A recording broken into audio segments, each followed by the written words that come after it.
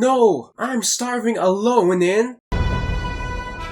Don't Starve Together is an unforgiving permadeath survival game. Don't let the cute art style fool you. It's a game with a lot of depth, with a weather system to keep you on your feet regardless of your experience. But I have a few problems with it, and it's definitely not for me. There's one thing I have to address first though. The name of the game is Don't Starve Together, not its single player iteration, Don't Starve, along with its DLC titles. So I have to talk about things concerning the together aspect of the game. It's very confusing, I know, but basically Don't Starve Together is basically Don't Starve with more bosses. However, the DLCs of Don't Starve added new maps to the game. Anyway, I somewhat enjoyed Don't Starve Together playing it with other people. It's still a chill experience even if death and insanity are around the corner, as you grab resources with your friends to prepare for winter and your slow impending death. You can chat with your buds about your many days and many nights. Along with that, it's filled with the brim of mechanics and crafting options that will give you content for who knows how long. These systems give you so much to work with your survival options, depending on your environment. Well, we have one issue though. The game utterly refuses to explain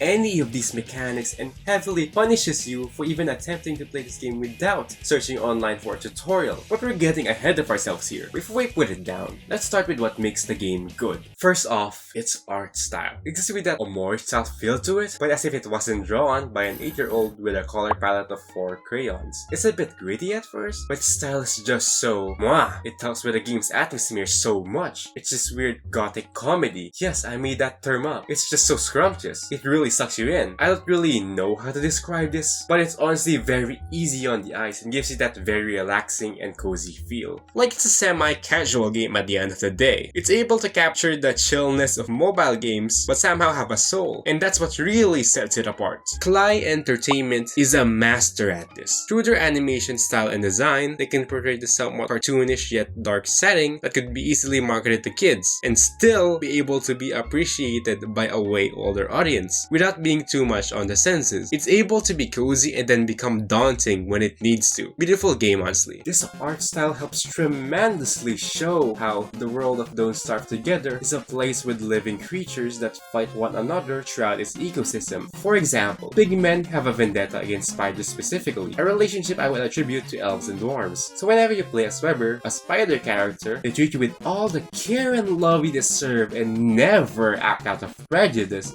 Oh no, never. Of course, this seems very much a surface level interaction, but their behavior is far from shallow. For example, bees actually collect honey. The amount they collect is then stored into the hive, which is then the amount of honey you obtain by breaking it. Of course, this is a gross oversimplification, but you get the gist. The world moves dynamically on its own. These creatures give them a sense of motivation for the things they do. Creatures aren't relatively that smart, but they're given a purpose, likes, dislikes, and emotions. The fact that they're smart enough to react to situations and emulate emotions sincerely convince you that the DST world operates as an ecosystem and not just something you can kill for food.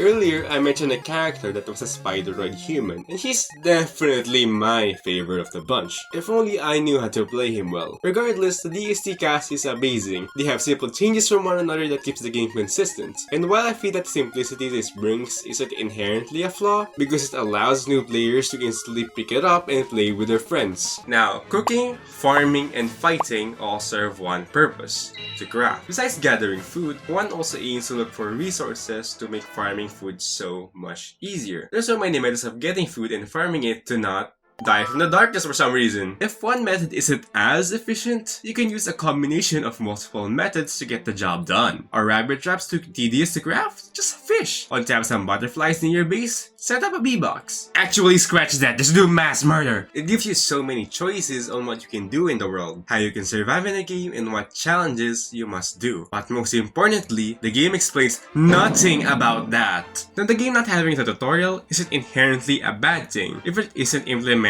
badly. This would suck so bad as your first video game. They don't even teach you how to move. Granted, it's WASD, but you think they were just gonna tell you that. It's completely possible that someone plays this for the first time and thinks that the only way you can move is to point and click. Of course, the issue isn't just the main controls. There are a ton of issues that can repeatedly kill a player on his first few runs and never play again. Rightfully so, actually. The many systems at play, such as farming, sanity, and hunger, are watered down to a 10-minute wiki reading session, as that's probably the only way someone understands it if they aren't playing with an old player. If you somehow did understand it without outside help, you love lying. No way you figure out that you need to fertilize plants to make them grow. No way you figure out that you weren't supposed to pick up the carrots early game. No way you figure out the farming mechanic on your own. No way you figure out the crockpot recipes. Sure, what I said made sense. You have to fertilize a plant, of course. But there's not one pop-up on Steam telling you what to do when interacting with an object. Sure, that's a bit of an exaggeration, but I can guarantee you that you can't enjoy this game without outside help.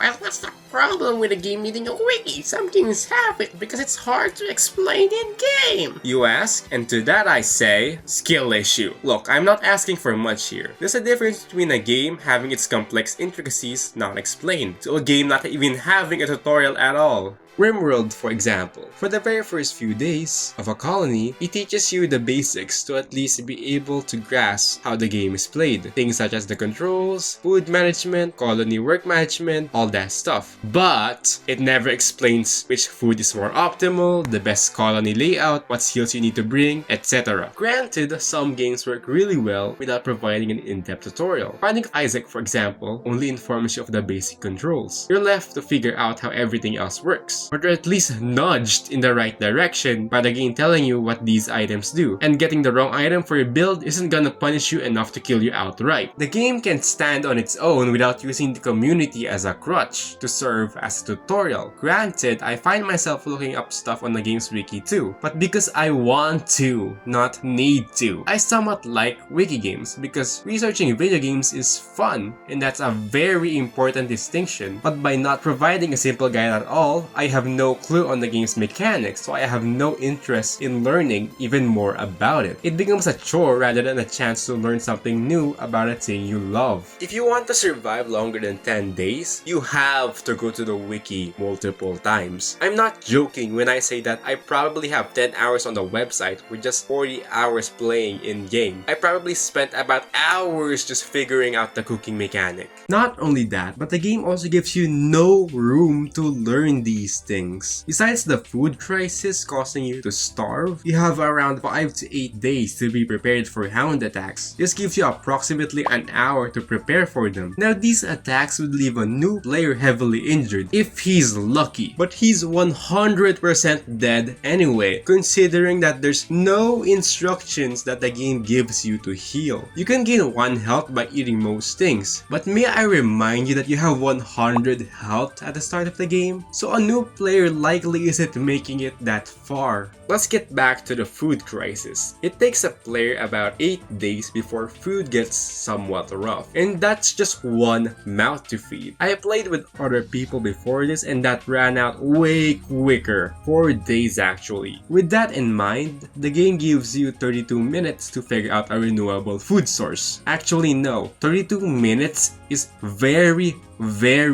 generous, considering that you're a sitting duck for at least 8 minutes in those 4 days because of the night mechanic that forces you to hold a torch or any type of light source. Granted, this is solved through lamps, but that's not the point. The point is that the early game asks too much for a first time player to do. Arguably, learning how to play the game for the first few days is harder than actually any other part of the game. Because once you get food settled, what else are you gonna worry about? You can fight the non-seasonal bosses anytime you want. While it is true that this could be a skill issue, the game punches the player from the get-go like it's some sort of hazing ritual, and it just barely slaps them on the wrist afterwards. While I really like hard games, they're fun for other reasons than being hard or complicated. I hope I'm not alone when I say that having a time limit when you're just trying to get your feet in the water isn't a good type of frustration. This urgency that this game gives you isn't the fun type. Rain Roll, for example, uses a rain mechanic that causes you to rush through a level. It works sort of as a randomized randomized timer. However, DST implements I have a farm due in 4 days college deadline urgency. Now I wouldn't be too hard on this mechanic since after all, this is purposely a hard game with a roguelike tag. You're supposed to learn things through many attempts of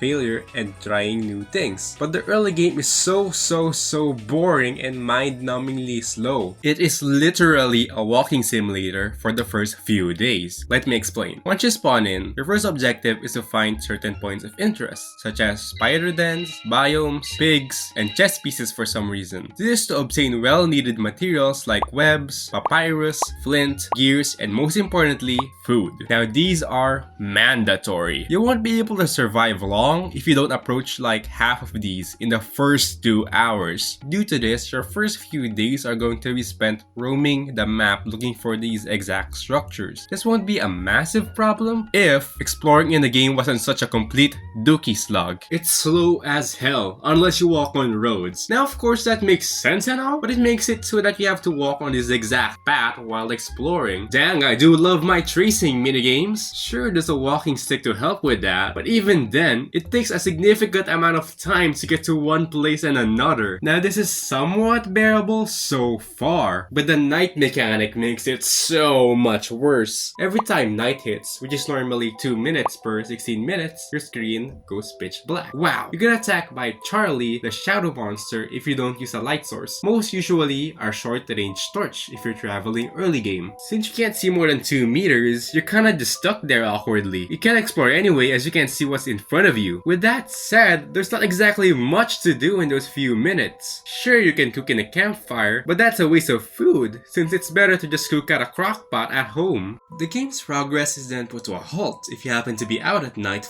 far from home. Now sure, you can still explore at night if you hate yourself. Hell, there's even a game mode for it, but it's really such a bother to even try playing at this brightness. You can't even see threats coming your way, and even if you do, you can't just let go of your torch to pull out a spear, since you'd be left in the darkness. Like sure, you can pull out a lamp, but you'd likely have no clue what that is. And you don't even get one if you have caves turned off in the world generation. With that, you are left with as a running duck when you're faced with any threat at night if you don't have any other light source than a torch. Even if you, let's say, have a lamp, you're left in a cage match with whatever threat you're dealing with due to the small light radius. Even during the day, exploring is bland. This is one issue I have with procedurally generated maps. They're unique for the sake of adding slight variation. This is a tool used in most survival and roguelike games like Minecraft, Binding of Isaac, and Deep Rock Galactic. But I feel like DSC could have used a bit more work into its world generation compared to those examples that used this tool to help with only minor or somewhat background parts of the game. Minecraft, for example, is a mainly creative experience, so I don't blame it for having randomized exploration too much. And you don't exactly need to find a village to survive in either. The Binding of Isaac doesn't get repetitive with its room layouts, because 1, there's so many, and 2, they're crafted by actual people. However, there's a problem when DST uses a procedural generation method like Deep Rock Galactic when they have different focuses.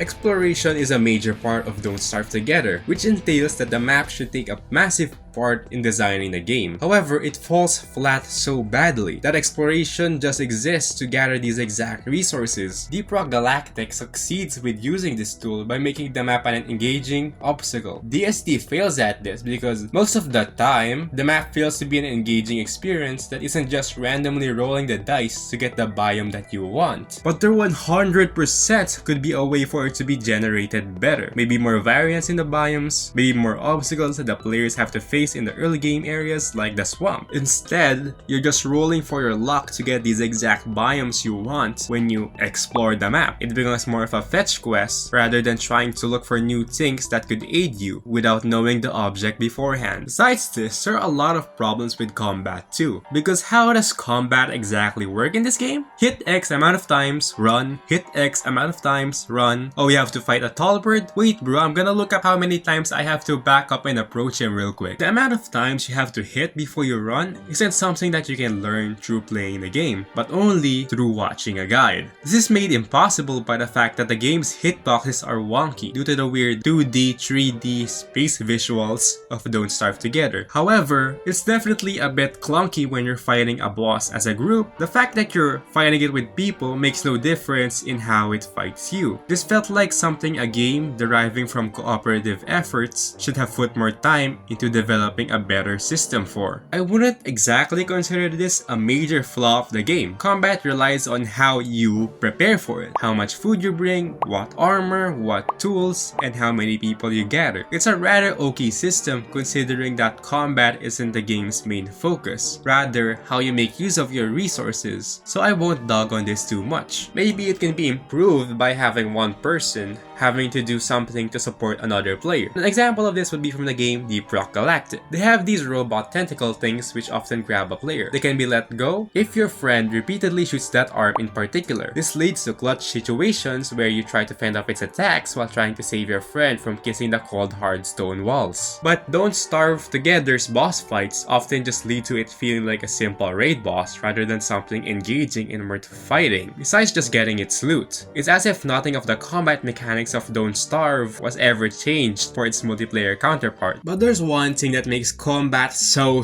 much worse: the lag. I don't know why, but they forgot to do one of the most important things in a multiplayer game: lag. I made sure it wasn't just a me issue. If you go online, you'd see so many people complaining about it, rightfully so. The lag in this game is so down horrendous actually, especially when doing combat. Can turn lag prediction off so it isn't that much of a problem, but it always will be. Like, from all the things they could have screwed up, they made lag so consistent. I can't stress this enough. The game lags to the point that I have to set my world to offline mode when I recorded clips for this video, because even if you're the only player on the server, it still lags. It's way worse if you aren't a server host. It's a very insufferable experience even if you have a decent internet connection, and an unplayable experience if you have something less than average. Now, there's one thing about the game that I saved for last: its progression system. This is the progression loop of Don't Starve Together. Gather resources, craft items, fight threats, stave off hunger, repeat. Actually, yeah, that's it, and it gets monotonous just preparing and preparing and preparing, because that's just what a game is. A constant loop of preparing for a monster, a season, a boss, and hunger. Like, I know it's a survival game where you collect resources, but there's just no break that the game gives you to experiment without risking your entire run. After you're done dealing with, let's say, hunger, you now have to prepare for something else. Not only is it boring, it becomes suffocating in a non-fun way. It's an endless loop of preparing and gathering resources with no downtime until you reach the end game, which is somewhat around, I don't know, 9 hours into a run. The only content the game has to offer to you is to prepare for future threats again and again. It's like a rat race. It's something that you'd get easily bored with after 10 hours of gameplay. All the updates that the game adds just seems like something they added just to bloat it. Like, sure, there's a ton of content, but the gameplay loop makes it all the same. The game is like an unlimited buffet of eggs. There's a lot of eggs to eat, but you get bored of eggs eventually. Maybe when they literally add another boss that 99% of players won't see. Now, considering the price of the game is $2 with a second copy, I think the game overall is pretty decent for that price. Even great actually. I don't think it's a bad game by any means, but I heavily discourage it if you're playing alone. While I do think it's an okay game, it's one of the most anti-new player game I've ever played. Its in-depth systems are ignored due to how it forces players to learn 50% of the game's content in the first season, which I may remind you is 32 minutes. It's an amazing game tainted by the obfuscation and haste that it forces on the player. I'm around 35 hours in, and I'm still far from the part where it clicks and gets fun. Most people online claim that you should give it time and you haven't seen everything yet. One, I've given this game this amount of hours and still hasn't gotten to the part where it's not just a grass collecting simulator. Let's not forget, 35 hours is a significant amount of time. That's enough time to complete most games. That's enough time to get somewhat decent in a hobby like drawing. A game shouldn't take that long to get good, no matter what it offers. It's Stockholm Syndrome at this point. And second, even even if I haven't seen everything, it doesn't remove from the fact that it would take tens of hours of grinding just to see slightly more content from this game. It doesn't matter if there's a lot of content when it's mostly just slop. Again, I'm not an experienced player, but it doesn't take a chef to realize that McDonald's sucks. It's an okay solo game and a somewhat good multiplayer game at best, but as I said, if you're tight on cash, it should definitely be something you should look into. A ton of people love this game, so this was a very nerve-wracking video to make, because I'm definitely in the minority when I say that it has some problems. Because of this, I had to double check the script so many times, it's crazy. So I hope you do understand where I'm coming from. With that said, if you want to hear more of my takes on games like these, you can subscribe to the channel to get more of them recommended to you, and it helps me a lot too. See ya!